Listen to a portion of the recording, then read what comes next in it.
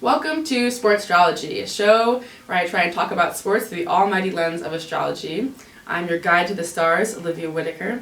I'm a Scorpio Sun, Leo Rising, Virgo Moon.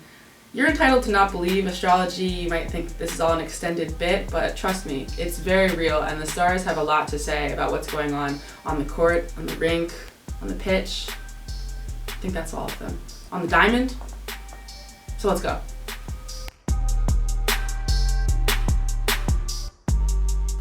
Now today is Monday, September 9th. We're about 2 weeks into Virgo season, which is actually also the best time of year to be a sports fan.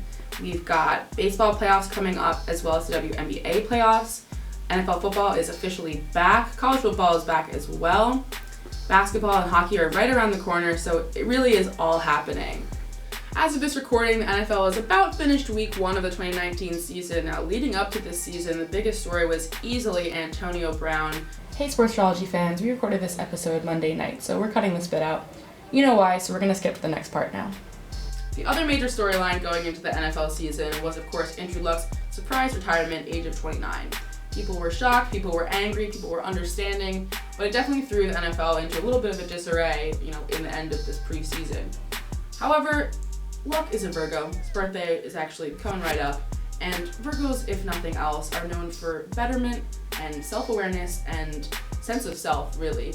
And it's not surprising to me then that Andrew Luck decided that he'd sort of had enough. He was able to be grounded enough to say, I don't need to be reaching for money or fame or anything else. I'm going to take care of myself and reach for better health. And to do that, I need to step away from football. So it really makes sense there when you see his Virgo sun. Additionally, Andrew Luck has his moon in Aquarius. Those type of people, they step to the beat of their own drum. They really can't be following any sort of trajectories that anyone else would be giving them. And so I think it makes sense to me that, he did something that was shocking to a lot of people, but it made sense for him, and that's what's most important.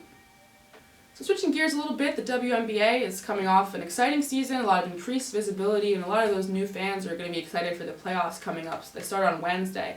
The WNBA format's a bit unique, I'll explain it to you. It's a 12-team league. 8 of those teams do make the playoffs. From there, the top 4 of those teams get byes to the semifinal rounds or the second round, depending exactly on their seeding. The first round consists then of 2 single elimination games. That's what's coming up on Wednesday. That's going to be the Phoenix Mercury and the Chicago Sky. The Minnesota Lynx and the most recent WNBA champions, the Seattle Storm, are going to take on those 2 single elimination games. So really at that point, it doesn't really matter what's been going on in the past. It really only matters what happens this coming Wednesday night. So looking ahead at the second round, which is still single elimination games, I think there's going to be some big stars that make plays for their teams. So the Aces, the Las Vegas Aces, big Liz Cambage. She's a Leo sun. It totally shows. She's big into her sign for sure. She's a total star. I think that she and all the Aces players, they've been having a great season. Fell off a little bit, you could say, near the end here as other teams raced to get into the playoffs. But I think the Aces are hungry for a big championship, and I think that they have the potential to ride that Leo energy that Liz is bringing all the way to the finals. Sticking with the WNBA, Elena Delle Donne made headlines today. She joined the 50-40-90 club. It's very impressive. She became the first WNBA player to do so. There's only 8 NBA players in the first place. So her birthday was last week. In true Virgo fashion, she's been making a very strong MVP case this season. I'm a Sparks fan, but I'm likely to agree here. I mean, you really need some serious Earth placements to become the MVP, to have the drive like that. Honestly, Virgos might be the most MVP type of sign. Doesn't mean they're the MVP of the signs, but they've got that work ethic, and it's really hard when they're driving to stop them. The Mystics are hanging out until the semifinals as the number 1 seed, as I mentioned. The full moon is in Pisces, but I think it's going to be pretty beneficial for Virgos, among other signs. So as long as they can avoid getting swept away by all the swirly feelings of this Pisces energy in the middle of such an earth sign season, I think it will be good for them. So as they wait to find out their opponents, I'm sure they're basking in that praise for their star player over her incredible accomplishment. I think she's going to unlock those Virgo powers in the playoffs, and the Mystics are going to be a tough team to beat.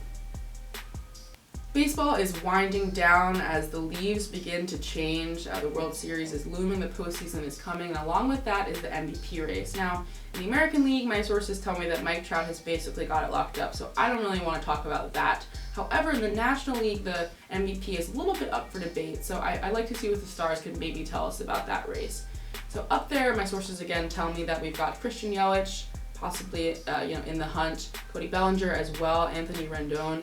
They're all up there, and they're all possibly the most valuable players. So we've got Christian Yelich is a Sagittarius, Cody Bellinger is a Cancer, and Anthony Rendon is a Gemini. These are all their sun signs. We haven't really looked any deeper than that. But I think when you're talking about something as, front-facing as MVP, sun sign is really all that you need. Now, as far as individual seasons, Yelich has had, unexpectedly a really strong season with his home runs. I think that really tracks the Sagittarius. You really never know what those guys are going to do, and so I like seeing that from him. I think that people will take notice of that. I think that really stands out. And to me, when you're voting for most valuable player, that's sort of what you care about. I don't know, Anthony Rendon with his Gemini sun, I feel like you've seen sort of underrated come up with his name a lot. And to me, Geminis, they get a bad rap. I think that, not all Geminis, people think that Geminis are duplicitous and they're two-faced and, they like to make fun of them. But honestly, I think that's really an unfair assessment of what Geminis can offer. I think that their communication skills are beautiful, their creativity is important, and really, yes, they may be at times a bit unreliable, a bit back and forth. Gemini moons have received from some hatred on this very program, but when applied correctly, Gemini energy can be really important. And so I think if I'm going to have my pick, I'm not, an expert. I am only an expert on Sportstrology, not exactly on sports or astrology, but as an expert of Sportstrology, I think that the National League MVP should be Christian Yelich.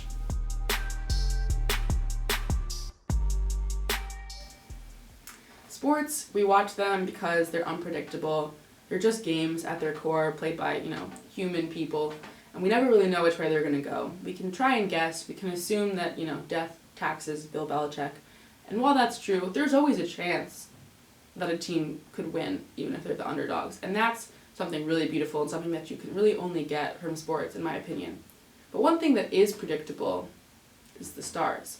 And if you follow them and follow where they lead you, it can provide a beautiful framework for so many aspects of life.